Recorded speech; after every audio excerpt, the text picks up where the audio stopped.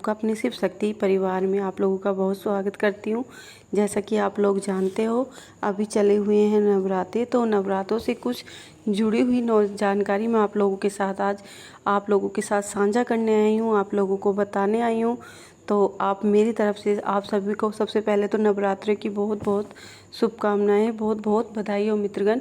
तो आज का हमारा जो टॉपिक है, आज का हमारा टॉपिक कुछ ज़्यादा बड़ा ना होते हुए मैं सिंपल सा टॉपिक लेके आई हूँ आप लोगों के लिए। आज का हमारा टॉपिक है कि नवरात्रों के तुरंत बाद अगर दिखे ये संकेत तो माता आपसे क्या है, तो माता आपसे प्रसन्न है। आपको ये संकेत दिखते हैं तो समझना कि जो आपने 9 दिन तक माता रानी की सेवा पूजा पाठ जो की है वो आप लोगों के आड़े आ गई, वो आप लोगों को फरी है, आप लोग उसमें सफल हो गए हो। तो मैं आप लोगों को कैसे पता चलेगा कि आप लोगों ने जो पूजा पाठ किया है वो आप लोगों को लगी है नहीं लगी। नवरात्रों की जैसा कि हम सभी लोग जानते हैं कि 9 दिन के व्रत होते हैं, उपवास होते हैं। 9 दिन के व्रत में बहुत से लोग हर अलग अलग तरीके से ये पूजा पाठ करते हैं। कुछ लोग 9 के 9 दिन अखंड जोत रखते हैं, कुछ लोग सिंपल सुबह शाम वो जोत बत्ती पर वो ये सब चीज़ें करते हैं। तो कुछ लोग एक लौंग बतासे पर भी पूरे 9 के 9 व्रत रखते हैं। कुछ लोग भोग लगाते हैं, कन्या पूजन करते हैं, और कई लोग तो जिनकी अपनी श्रद्धा होती है, भाव होती है, भावना होती है, वो लोग भंडारा कराते हैं, माँ का जगराता कराते हैं।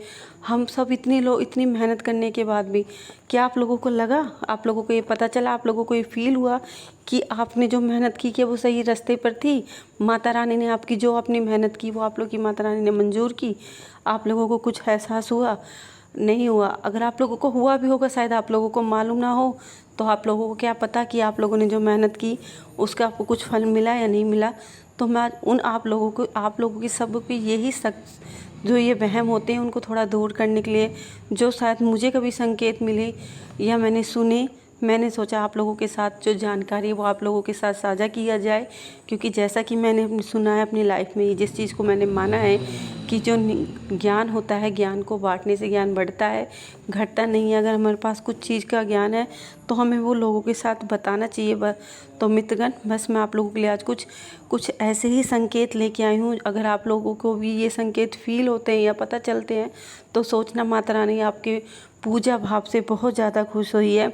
जैसा कि मैंने सुना है, मेरे साथ फील हुआ है कि माता रानी के संकेत कुछ इस तरह होते हैं कि जैसे जैसे माता रानी का आपको रात को सपने में सुबह 4 या 5 बजे के आसपास आपको पायल की आवाज़ सुनाई देना, चूड़ी की आवाज़ सुनाई देना, क्योंकि ये सब माता रानी के श्रृंगार होते हैं।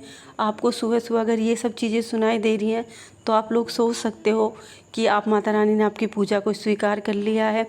और सबसे बड़ा संकेत माता रानी का माना जाता है कि अगर माता रानी आपको कन्या रूप में, अगर माता रानी सबसे बड़ा संकेत माना जाता है, मगर संकेत छोटे छोटे होते हैं।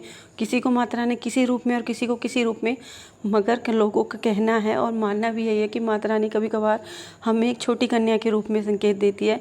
एक बार मेरी जो मित्रगण थी उसने अपना एक्सपीरियंस मेरे साथ बताया कि उसने पूरे नवरात्रे व्रत रखे, पूजा की, सच्चे दिल से पूजा की। तो उसको लास्ट के जब नवरात्रा होता है 9वां, उस वाले नवरात्रे पे मेरी जो मित्रगण थी उसने बताया कि उसे माता रानी उसकी बेटी के रूप में उसे दिखाई दी और उसे मुस्कुरा के दिखाई दी। उसने सोचा उसकी बेटी है, उसने तो उसे डांट दिया कि तू अभी तक सोई नहीं है, तू इतनी जल्दी क्यों उठ गई। तो उसने थोड़ा सा ऐसे करके जाके उसने अंदर देखा तो उसकी बेटी अंदर सोई हुई थी, और उसने बाहर आके देखा तो माता रानी उसकी पूजा पाठ को देखते हुए वापस जा चुकी थी। तो अगर आप लोगों के साथ भी ऐसा कुछ हो तो हमें तो ज़रूर बताना।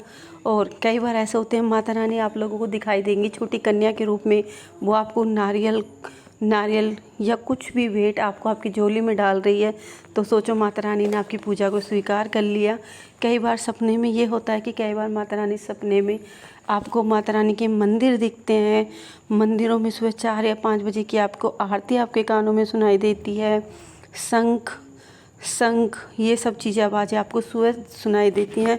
तो आप लोग समझना कि माता रानी ने आपकी पूजा को स्वीकार नहीं, दिल से स्वीकार किया है, और आपकी जो आपने मेहनत की है वो आप लोगों के स्वीकार होगी। और कुछ छोटी छोटी बातें हैं जो आप लोगों को बतानी है। जैसे कि सपने में घर के अंदर मंदिर की आपको सपने में फ़ोटो दिखे, मंदिर की फ़ोटो दिखे, जो माता रानी आपके मंदिर में विराजमान है। क्योंकि माता रानी की इतनी मूर्तियाँ हैं, इतने उनके इतने रूप दिए गए हैं कि हर किसी के घर में एक जैसी मूर्ति नहीं मिलेगी, अगर किसी के घर में अलग मूर्ति मिलेगी। अगर आप लोगों को सपने में आपकी मंदिर की मूर्ति या फ़ोटो आपको सपने में दिखाई दे तो सोचो माता रानी ने आपकी पूजा को स्वीकार कर लिया है। और एक और संकेत जो मैंने सुना है कि गाय का आपके घर पर आना, मतलब गाय मानते हैं कि भगवान का स्वरूप होती है और वो पूजनीय होती है। हिंदू धर्म में गाय की पूजा करना बहुत बड़ा धर्म माना जाता है। अगर कोई गाय आपके दरवाजे पर हर दिन आ रही है, हर दिन आपके दरवाजे पर आ रही है, तो आप लोग सोचो कि माता रानी की आप पर मेहर हुई है और माता रानी आपसे बहुत खुश है। कई बार क्या होता है कि सपने में हमें क्या दिखता है कि हम बहुत ज़्यादा गरीब या दरिद्रता में रह रहे होते हैं, तो हमें कई बार वो सब चीज़ें दिखते हैं। तो इसका मतलब ये होता है कि माता रानी आपकी दरिद्रता को लेके जा रही है और आपके घर में सुख समृद्धि दे के जा रही है। तो आप लोग समझना, आप लोगों की जो आपने नवरात्रों में मेहनत की थी, माता रानी उससे बहुत खुश है और आपके जीवन में अब नई खुशियाँ आने वाली हैं। तो ये सब संकेत होते हैं। कुछ संकेत ऐसे भी होते हैं जैसे सपने में किसी के, अगर आपको ऐसा लगता है कि सपने में माता रानी आपके ऊपर सवारी आ रही है या किसी और के ऊपर आपको सवारी आती दिख रही है, तो आप लोग समझ जाना कि ये छोटी छोटी जो बातें माता रानी आपको जो बताना चाह रही है, बस ये छोटे संकेत हैं जिन लोगों को, जिन्हें सिर्फ हमें समझने की ज़रूरत है।